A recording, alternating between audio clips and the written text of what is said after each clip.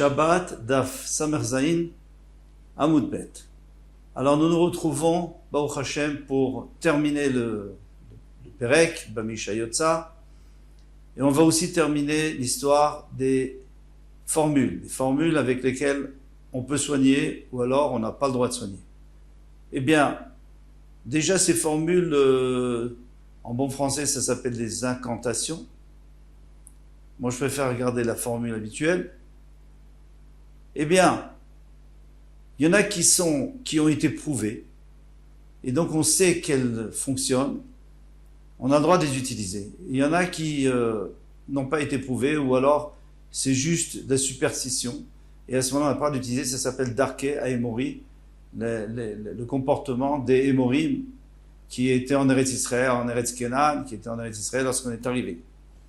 Alors, sachant que il y a une grande marloquette, est-ce qu'on peut se soigner ou pas se soigner? Le Rambam, lui, les possèques, il tranche qu'on doit se soigner, mais en ayant toujours confiance en Hachem, en sachant que c'est lui qui nous guérit, et le médecin n'est qu'un messager. La même chose pour les médicaments, ou alors pour ces formules.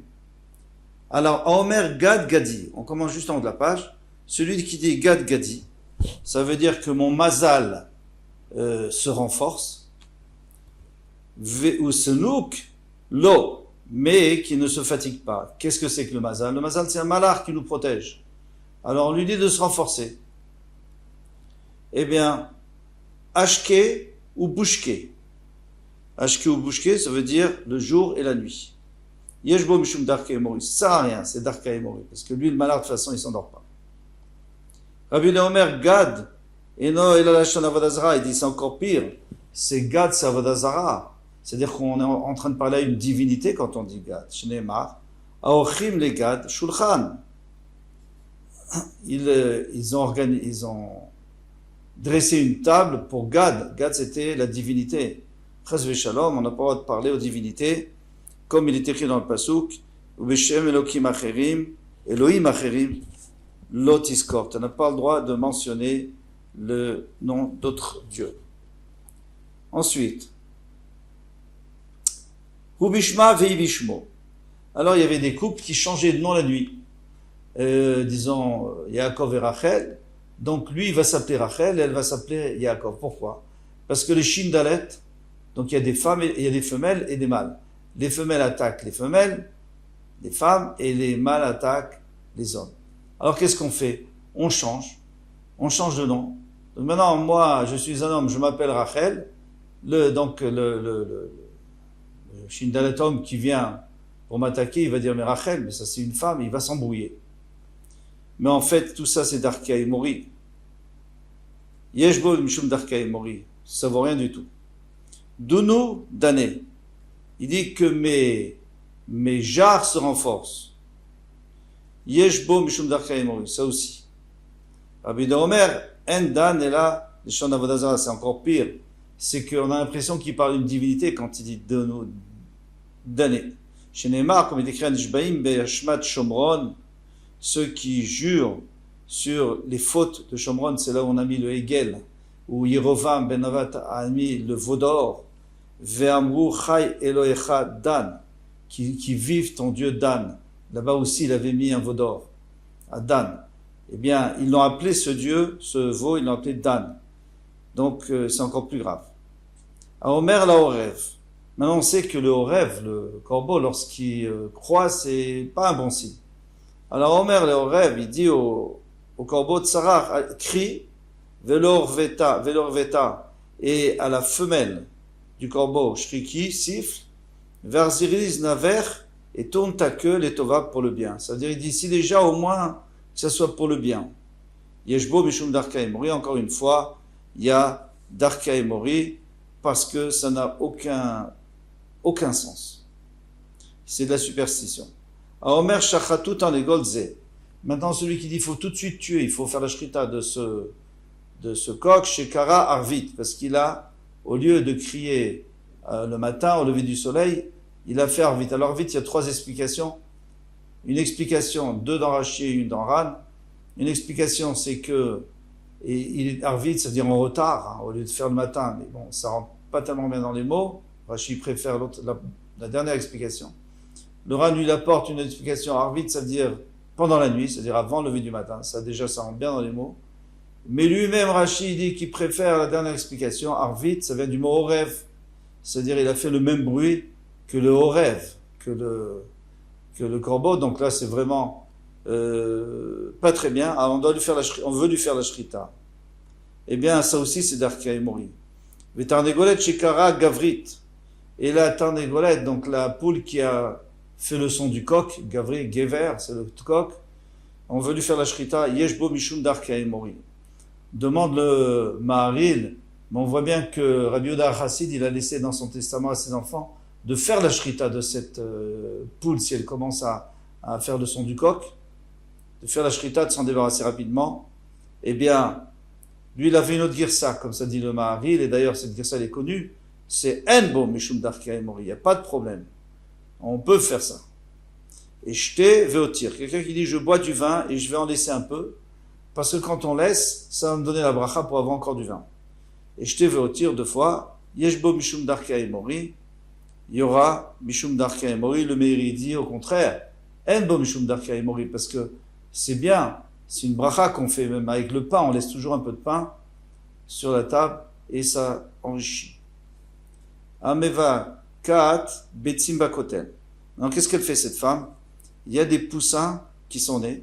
Elle prend les œufs desquels sont sortis les poussins et elle les casse contre le mur pour dire kapara.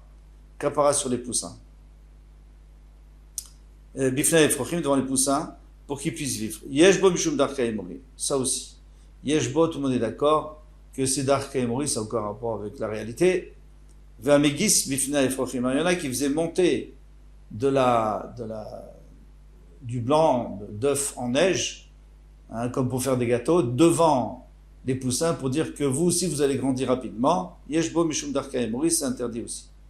Amera Kedet, celle qui danse.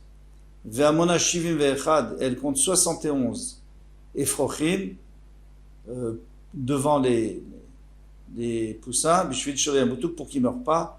Alors pourquoi est-ce qu'elle danse? Parce qu'elle veut dire que aussi un jour ils vont danser et sautiller comme ils ont l'habitude, les coqs, les poules, et surtout les coqs. Et aussi, elle dit un chiffre, parce que les chiffres, ça aide dans ce genre d'incantation. Yeshbo Mishum Darkei Mori. Donc c'est interdit. Amerakedet les koutars.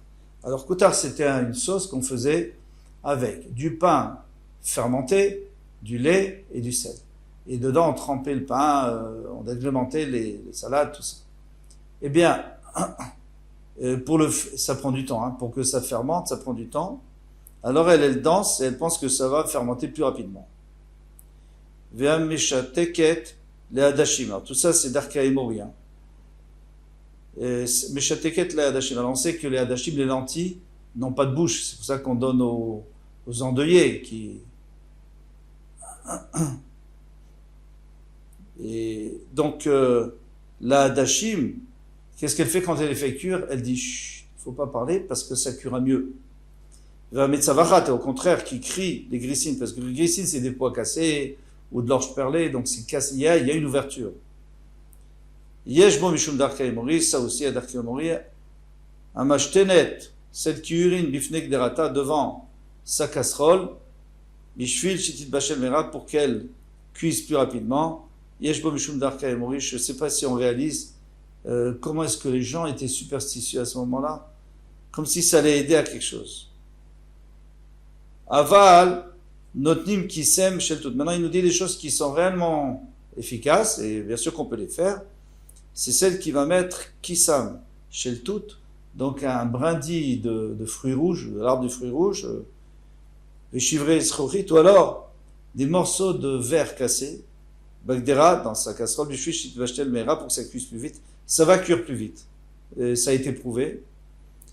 Et même les chachamim osrim, mais les chachamim ne permettent pas chivré srochit, mipnei sakana, à cause de la sakana, parce que si on en laisse un dedans et qu'on le mange, chas shalom, donc on n'a pas le droit. Mais c'est pas un problème de Darkei Mori. Tano Rabanan, nous venons tous enseigner, notnim boul shel melach les tochaner. Si on veut, on a une lampe à huile, on veut que ça brûle plus vite et mieux, c'est une plus belle flamme, on met du sel, une poignée de sel dedans. Bishvil shetaïr vetadik, pour que ça éclaire plus, ça brûle plus vite et mieux. Pourquoi? Parce que le sel, il va ramollir, il va diluer, il va rendre l'huile plus léger et il montera plus vite dans la mèche. Une autre petite, mais au contraire, si on a envie de ralentir parce qu'on n'a pas assez d'huile, une autre petite, vecharsi tachataner. À ce moment-là, on met de la boue sous le nerf, ça refroidit. Donc l'huile, il se fige un peu, il monte moins vite. Et charsit, c'est de la poudre de briques écrasées. Bishvil shetamtin vetadik, pour que ça prenne plus de temps pour consumer. Eh bien, Amarav Zutra, donc tout ça on peut faire, bien sûr.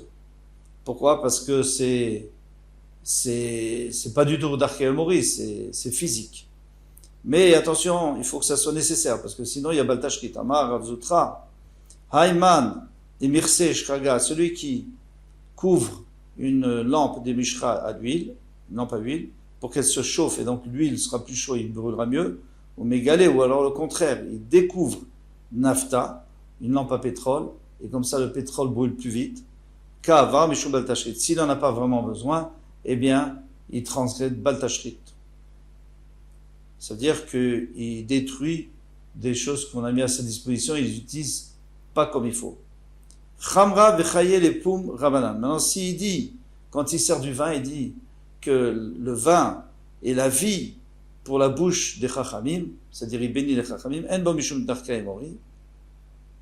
Ça n'a aucun rapport avec darka emori. C'est vrai que c'est une formule, mais c'est pas une incantation, c'est tout simplement une bracha. Maaseh de Rabbi Akiva, il y avait un maaseh de Rabbi Akiva chez Asa Mishte Livno, il a fait un mishte pour son fils, il a fait un banquet pour son fils, Val kol kos vekosh chevi, chaque verre qu'il apportait à Amar, il disait Chamra, Vechaye les fum rabanan, le vin est la vie pour la bouche des chachamim, Chaya vechamra, les fum rabanan pour les chachamim, ou les fum talmideon, et pour leurs talmidim, pour les élèves. Mais en réalité, c'est d'ici que nous on apprend de dire les chayim.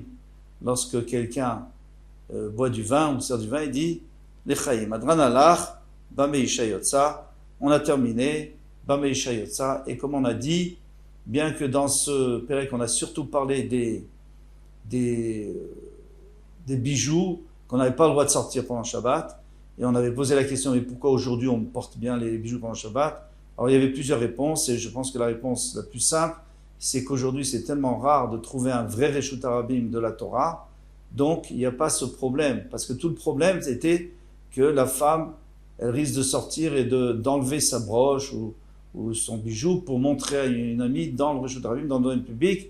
Mais ici, s'il n'y a pas de domaine public, puisque il n'y a pas 600 000 personnes, etc., donc on est Mekil. Il y en a quand même qui font attention, hein. Il y en a qui sont marmirim, parce qu'on ne sait jamais, il y a quand même des endroits où il y a des grandes rues, etc. Mais en général, on est Mekil de sortir avec des bijoux, la majorité des bijoux. Et voilà pour ce Perek, Bezrat Hashem, on va commencer le Perek Klal Gadol qui va nous donner les Klalim des 39 Melachot. Donc ça va être vraiment le début des Melachot de Shabbat, jusqu'à la fin de la Masechet. Kol Tov, à bientôt. Bezrat Hashem.